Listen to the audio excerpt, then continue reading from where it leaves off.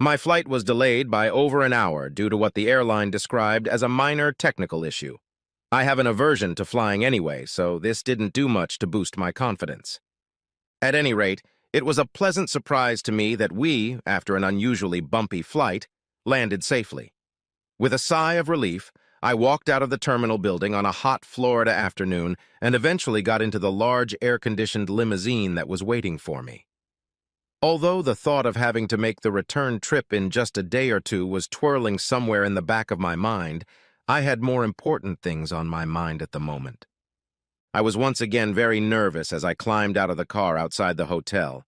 I was in an unfamiliar city, in a country I had only seen in movies and on television, unfortunately mostly crime shows. Not the kind of programs that give you confidence in your safety when visiting these places, especially if, like me, you don't travel much. Anyway, as I got out of the car, I was somewhat relieved to find that Paul and Della recognized me immediately and spoke to me. "Hi, Mike. We weren't sure you'd make it in time. We'll get the luggage and send it to the room. Now you better get going. She's waiting in the lobby," Della said. Paul gave me a brief nod of greeting and headed to the back of the car to get my suitcase from the driver. I must admit, I hadn't expected the place to be so grand. The hotel lobby was gigantic, and there seemed to be several hundred people wandering everywhere. In reality, there were probably no more than 30 or 40. How the hell do they expect me to find a woman I've never seen in my life? God only knows. I asked myself as an extremely attractive woman suddenly appeared in front of me, dressed in a small red, obviously designer, cocktail dress, and holding a matching clutch in her left hand. "Mike?" she asked with a charming smile. Yes, Holly," I whispered back, somewhat stunned by her unexpected beauty. Under the circumstances, Holly was not what I had expected. Holly smiled again, but surprised me even more by hugging me and kissing me on the cheek. Overcoming the initial shock, I summoned up all my courage and returned the favor. "Sorry, it must be an English thing. We don't usually hug women we've never met before."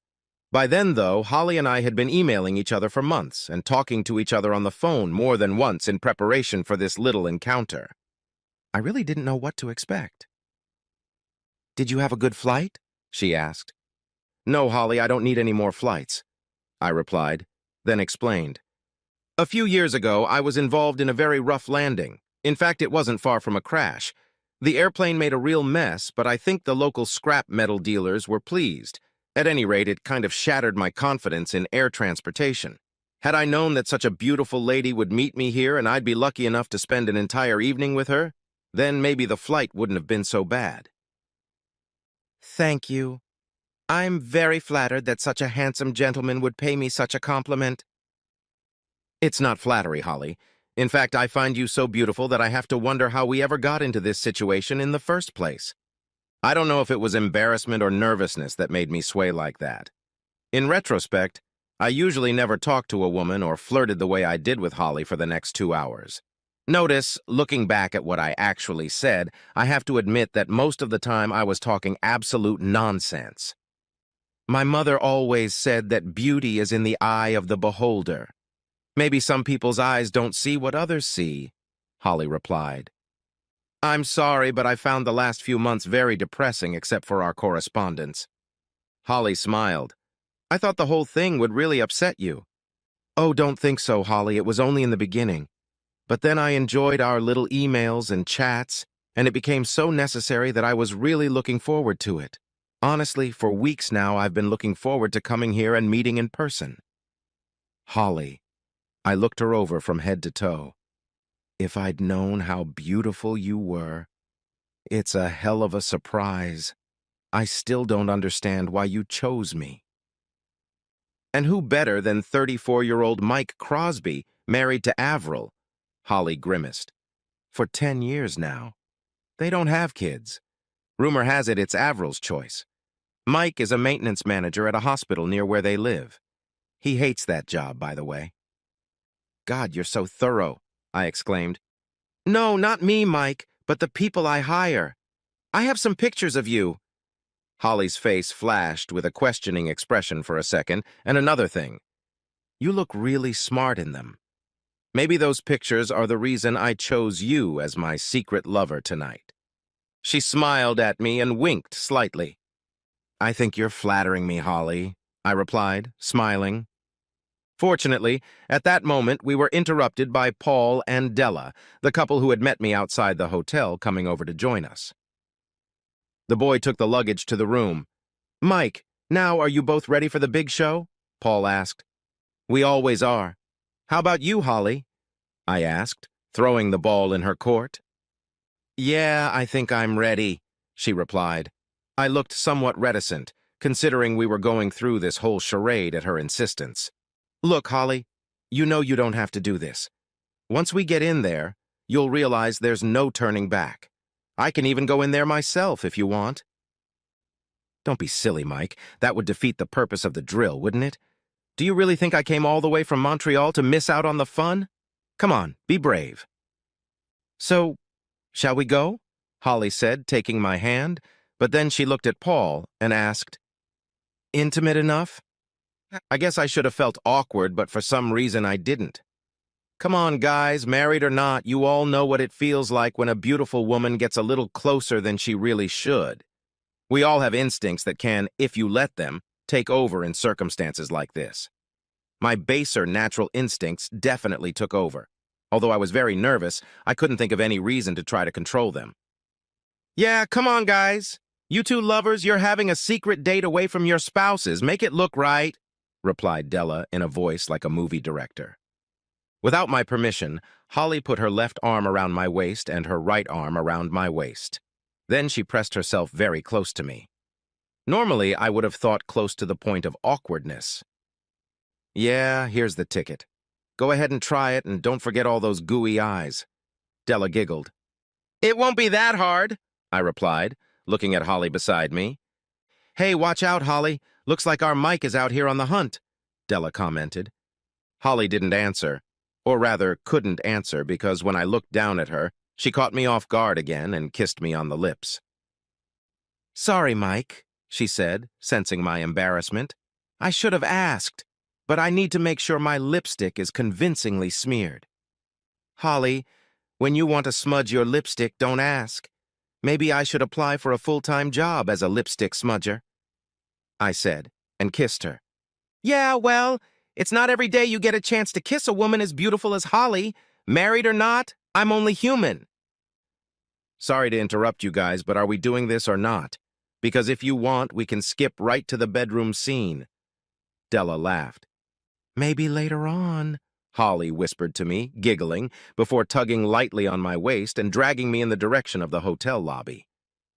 Despite all her demonstrative bravado, I could sense that Holly was almost as nervous as I was, so I took the remark as nervous chatter.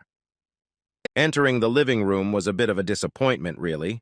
The place was pretty crowded, but I'll add that I noticed a few guys showing much more than mild interest in the stunning woman in the little red cocktail dress snuggled against my side.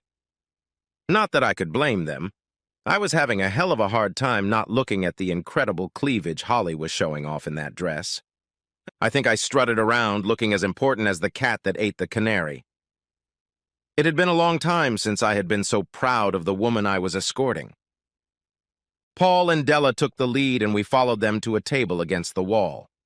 The waiter came over and we ordered our drinks, and I found sitting with my back to most of this room uncomfortable because I could only stare at the stage where a small orchestra was playing.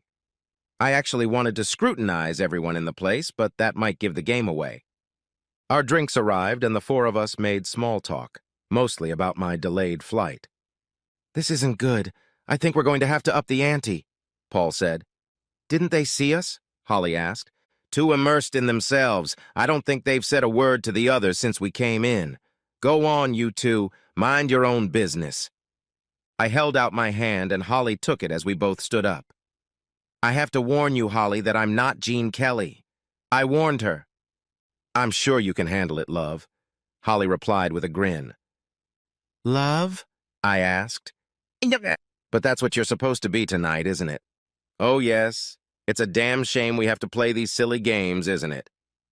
Who's playing? Holly said, winking at me, wrapping both arms around my neck and pulling me to her. I wish. I thought to myself. God, if the guys in the office could see me now. It was already the third set since we'd arrived, and they were playing slower. Oh my God, did I really do that? Holly asked, squeezing into me. I'm sorry, but desirable women usually do that to me, I replied, blushing slightly.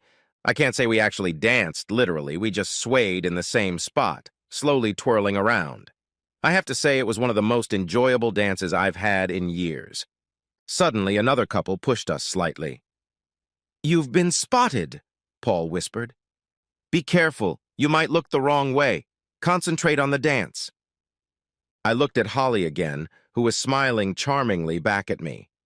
Holly, you're one hell of an actress, I thought to myself.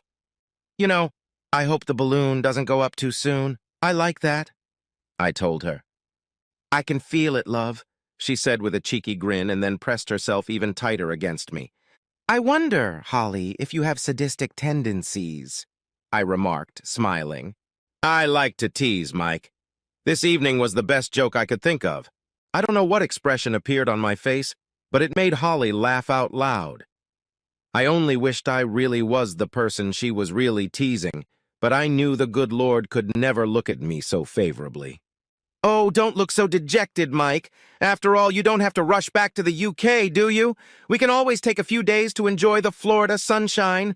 Now that we've been spotted, let's make it look really good. Next thing I know, Holly's head is resting on my shoulder and she's chewing on my neck and earlobe. Hey, take it easy, girl, or I'll have an accident, I warned. Holly giggled back and, more importantly, didn't stop her manipulations. She doubled down on them for that matter. Much to my relief, the band's performance ended before I lost control and we returned to our table. Holly was walking, holding my hand and dragging me along behind her. When we got closer, Paul gestured for us to sit down, but his eyes were fixed on something that was happening across the room.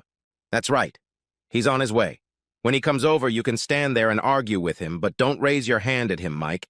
We can handle any rough stuff. That's what we're paid to do, Paul said, stepping forward. Is she coming? I asked. No.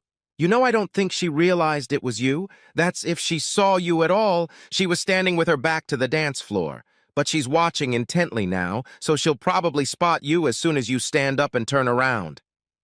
What the hell is going on here, Holly? What are you doing here, and what the hell are you playing with that asshole? Who is he anyway? Asked an angry voice from somewhere not far from my left shoulder. I stood up and turned to face the guy. Holly was dancing with that asshole, just like you no doubt danced with my wife. Well, yeah. At that moment, that was the best I could think of. I didn't know what I was going to say when the confrontation started. Holly, on the other hand, who also stood up, had obviously rehearsed her little speech well. And he'll probably have me later while you're sleeping with his wife in room 642. By the way, we have 643 right across the hall, but we'll try not to make as much noise as you two did last night, Holly said with a smile on her face and put her arm around my shoulders. I really could have done without Holly at that moment, because her husband, who was much bigger than I thought he was, might well have pounced on me, and Holly hanging on to me limited my maneuvering. But I really didn't have to worry about him.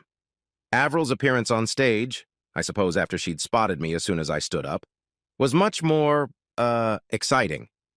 Honestly, Avril came out of nowhere and hit me in the forehead, obviously on the run.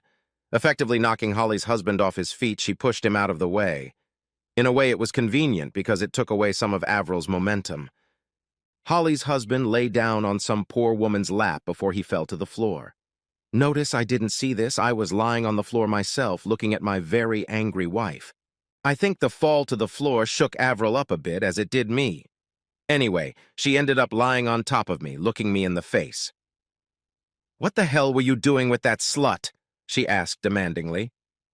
"Dancing, as you can see," I replied, still without the jazzy cuteness. "It looks like you were trying to sleep with her," she objected. "Come on, Avril, I just got here. I haven't had a chance yet. You've been sleeping with her husband for at least the last 2 days. I was pleased with myself. I had taken my first good shot. But don't be so stupid, Mike. Where did you get this stupid idea? Avril said, rolling off me and sitting up. How did you even get here? You don't fly, do you? Yes, but not when I want to catch my wife with her lover, I replied. I was getting good at this back and forth stuff. That's bullshit, Mike. You know I'm here on a business trip. Avril, your business trip was to Houston. It's freaking Florida.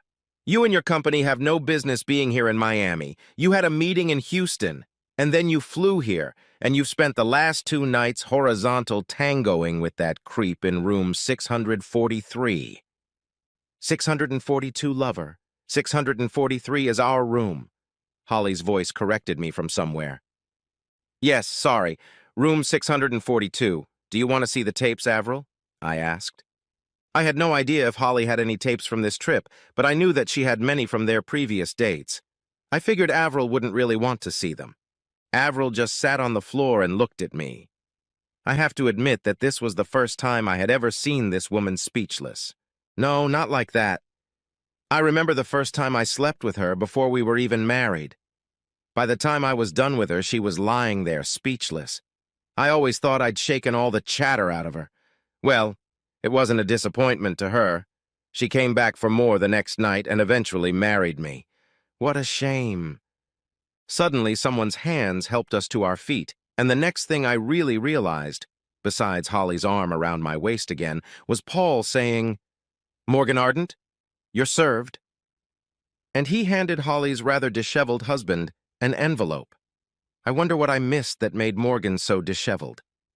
Paul then quickly did the same to Avril.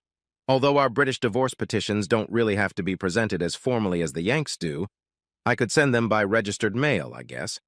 Holly and I just figured it would add a bit of spice if it was done officially and at the same time as the papers were handed to her husband.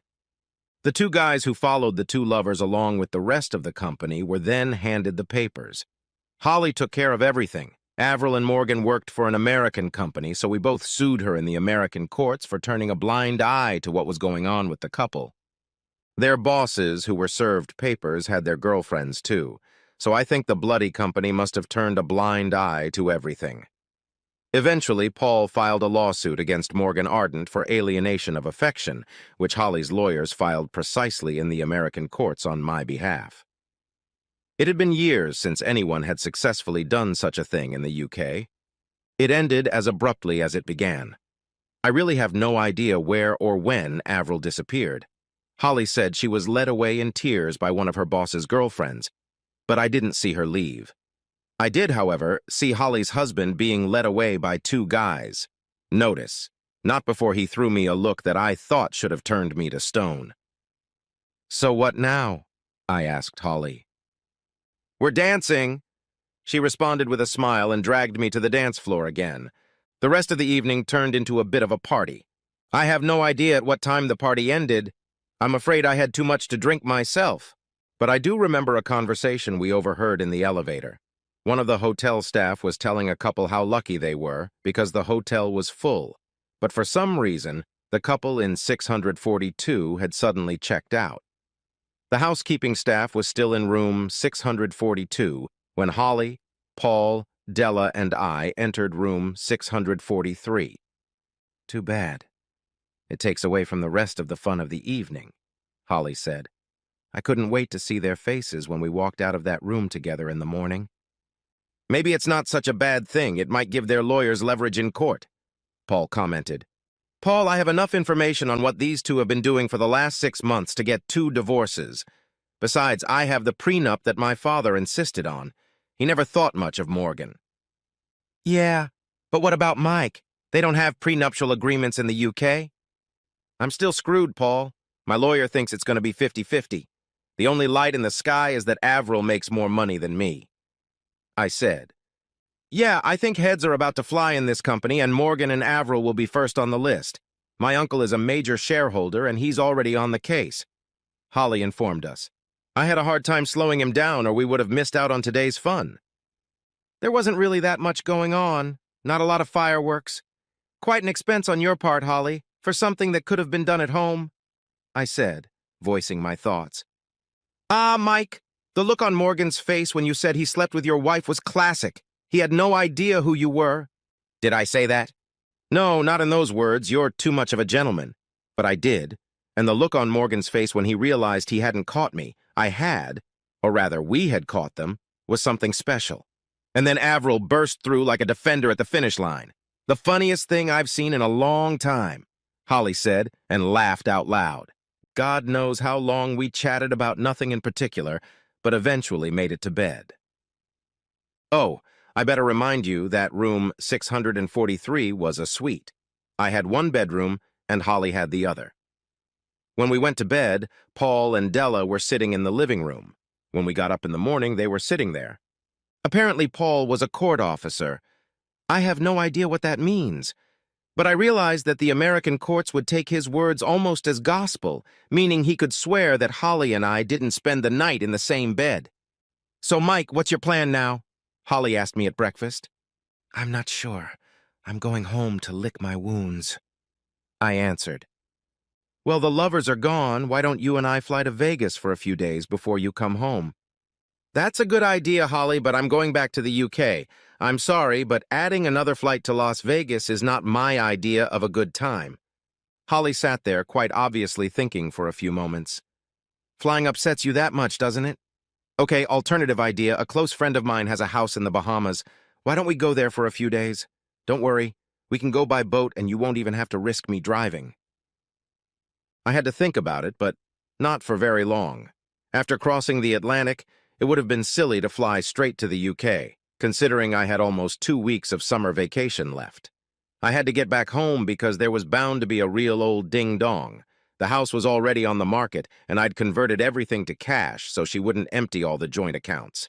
Keep in mind that even though my lawyer oversaw all the changes I made, I still thought I was going to screw up. It was his job to keep me from going completely broke. Yeah, why not? A good ferry cruise should be fun, but can you just show up at your friends' houses uninvited? Of course, I have a standing invitation. I don't visit them as often as I should. What about dragging me along? Oh, they'll probably love you more than Morgan. They never thought much of him, Holly replied with a chuckle. What can I say? The cab dropped us off at what looked to me like a rather fancy boat or even a private yacht. It turned out to be some kind of charter fishing boat, and it had impressive acceleration. During the trip to the Bahamas, Holly spent most of her time sunbathing on deck in a tiny bikini. I spent time on the bridge, where the captain was supposedly showing me how to steer the boat, while we were actually gazing at Holly's slender body. Daddy, said Holly, hugging the old man who met us on the quay. This is Mike. That was his wife Morgan was playing with, Holly said, introducing us. Hi, son, he said, shaking my hand and then Holly's. I told you could never trust that little shit, but no, you always thought you knew better. All right, Mike, let's get you home and change into something appropriate. I realized that my business suit was not considered appropriate attire for the Bahamas. At the house, a large, rambling structure that bore little resemblance to homes I'd been to before, I met Holly's mother, who greeted me like a long-lost son. Shame on my reserved English nature. When Holly's father escorted me to my room, though, things got a little official. Let's just say he made sure I understood where my room was, and that's where he and his wife expected me to sleep.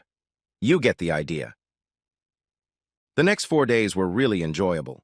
When Holly and I weren't sunbathing or swimming in the pool, I was either fishing off the boat with Holly's dad, or we were at numerous cocktail parties in the evenings. At 2 of them, Holly danced with me, but she was somewhat more chaste than she had been that first night at the Miami hotel. On the last night before we left, Holly and I were finishing an evening stroll along the beach in the moonlight.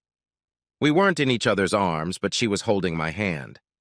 We talked about how upset I was that my divorce was going to cost me the house I'd spent so many years remodeling to my taste. Avril always let me do whatever I wanted with the house. She just picked out the color scheme and everything. The extension and even the kitchen and bathrooms were always in my plan, as was my garage and workshop. God, how I'm going to miss that workshop. Mike, I want to apologize, Holly said suddenly. Apologize for what, Holly? Well, that first night in Miami, I got a little ahead of myself. Holly, we were both very nervous about what was going to happen. I think we both drank a little more than we should have and said some things we shouldn't have. It served as a cover for our nervousness. That's all we have to worry about. I know. But I'd hate for you to think that I would flirt with someone like that. Shit. Don't be silly, girl. I understand perfectly well. I have to apologize. I really didn't control myself like I should have. Yeah, I noticed, big boy. Anyway, we're not the kind of people who give in to our baser instincts like Morgan and Avril, are we? Absolutely not, Holly. We've been together for almost 5 days, and we haven't even kissed since that first night. Why do you think that is? I'm not really sure. You're a very attractive woman, and I enjoyed being your official lipstick. But we have to take into consideration that in a way we are both on what you could call a rebound. How many relationships are known that would have lasted normally when they started under these circumstances? Yes, I have to admit that they usually result in heartache for everyone at the end, Holly said quietly. Besides, we're still married, Holly, even if our spouses seem to have overlooked that fact. Yes, you're right. We're above that kind of behavior, aren't we? Unfortunately, I replied. Does that mean you can't smudge my lipstick at least once before you leave? Holly, like I said, I'm pretty damn sure I'd be happy to apply for a full-time job as your lipstick smudger. Okay, I spent the next half hour or so watching Holly's lipstick smudge. By the time we got back to her parents' house, however, we were acting like rank good friends. The next day, the same boat took us back to the mainland with even more speed than before. Then Holly walked me to the airport for my flight back to the UK. Come on. I smeared Holly's lipstick again before getting on the plane. When I finally got back to the house, Avril was already waiting for me. Surprisingly, there weren't many fireworks. Hi, sorry, Mike, I messed up, didn't I? Said a very depressed Avril when I found her sitting in the kitchen. I just can't understand why, Avril. I thought we had a good thing going here. Yeah, Mike. I just got caught up in my work. I'm really sorry that all of this came to me. I really didn't mean to cheat on you or anything. God, Mike, I still love you. Yeah, so how do you feel about him? Hell, please don't ask. He flattered and seduced me. I acted like a stupid little schoolgirl. Did you, with his wife? Avril, was all I had to say. Hell, I might have known you wouldn't do that. Now you're going to tell me we don't stand a chance, aren't you? You know me better than I know myself, Avril. When do you want me to move out? Or will you?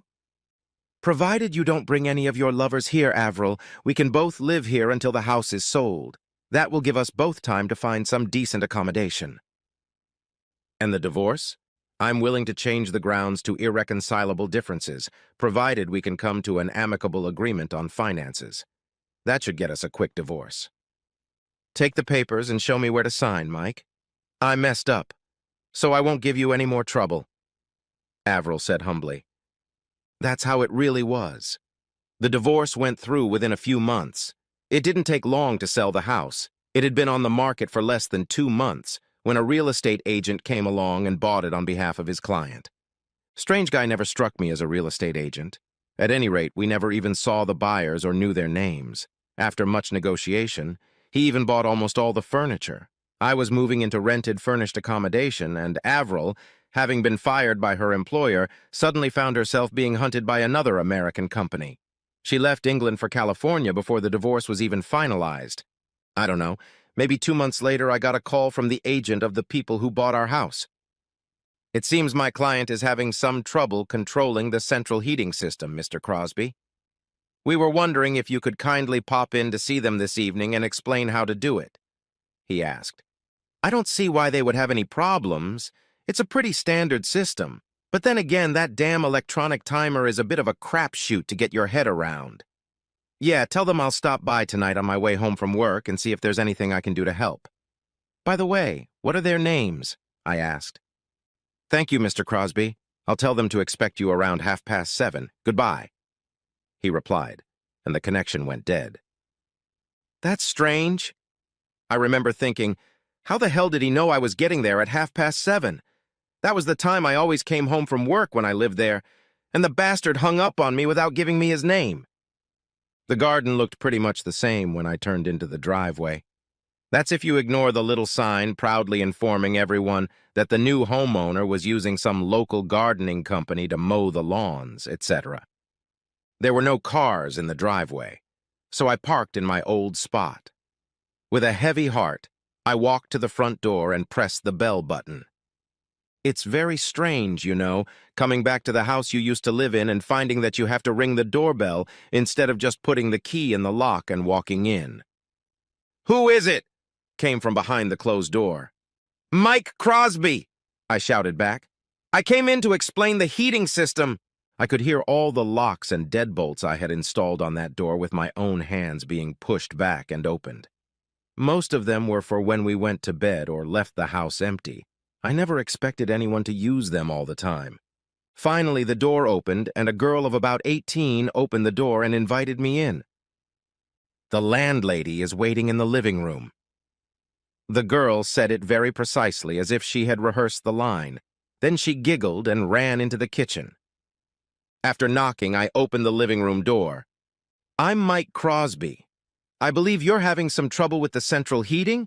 I said to the woman with her back to me, looking out into the garden behind the house. "No, the heating is working fine, Mike. What I'm really looking for is someone to smear my lipstick on," she said, turning and coming into my arms. Epilogue. It's funny how things can turn out, but I never got to spend another night alone in my apartment. Holly and I got married less than 2 months later. I no longer work at the hospital. I am now a joint representative for Holly's father, along with Holly, in the UK and Europe. This guy gets involved in everything he can think of.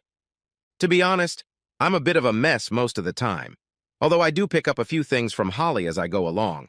Not that there's much to do there other than represent. I get the feeling that Holly's dad just wants to make sure I can afford to keep Holly the way she's used to. Anyway, in a few months, Holly's gonna have to stop chasing me all over Europe. Well, you can't carry a baby around with you, can you? No, I still wouldn't fly if I could. Honestly, life since we've been married has been like one long car vacation, a very nice one in a brand new Beamer. What do people call it? Oh yes, I think I fell on my feet and also fell in love with one of the most beautiful women in the world. Most nights when we go away, we spend in luxury hotels. I've realized that the nights are more exhausting than the driving, as I've found Holly to be insatiable at times. God only knows how Morgan found the strength to sleep with Avril. But Holly insists that I'm much better than Morgan in that regard. Perhaps he never gave Holly and her needs as much attention as she deserved. Mind you, sometimes I think my new wife has a really twisted sense of humor. One morning, I was coming out of our home bathroom and saw Holly saying "thank you" to a picture she had hidden in one of the dresser drawers. Then she looked very embarrassed when she realized I had seen it. I, of course, asked who was in the picture. "You won't believe this, it's a portrait of your ex-wife, Avril," Holly replied with a smile. "Well, Mike, you have to admit that if Avril hadn't let Morgan talk her into bed with him, I never would have found you, would I? I'll always have a soft spot for her, you know." Yes, that's a different way of looking at things.